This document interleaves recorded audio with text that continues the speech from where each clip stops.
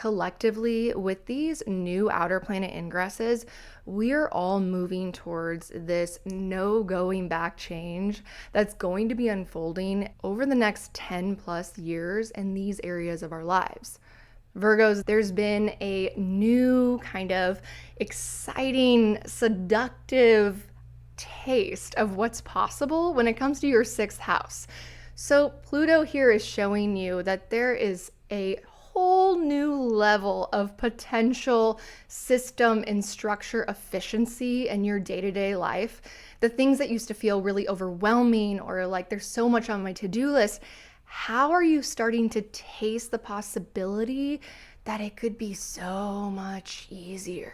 Is there like a new connection to potential delegation or a new process or system or structure implementation that you're just barely seeing this foreshadowing? It's seducing you into this call forward and this kind of healthy pressure point to push you to say, if I lean into the potential of just that taste, what if it could be even deeper, even better, even easier? How can that push me to show up different when it comes to my exchange and agreements with other people? So delegation is probably something that's coming up big time here. A little bit of that trust of releasing control when it comes to doing everything yourself. Virgos, it's up to you to tap into leaning in and leveraging the trust of this idea that there's a different way to do things. It doesn't have to be so hard. It doesn't have to be so draining or overwhelming. And then you've got Uranus and Gemini starting to just tease you with this really exciting change on your career front.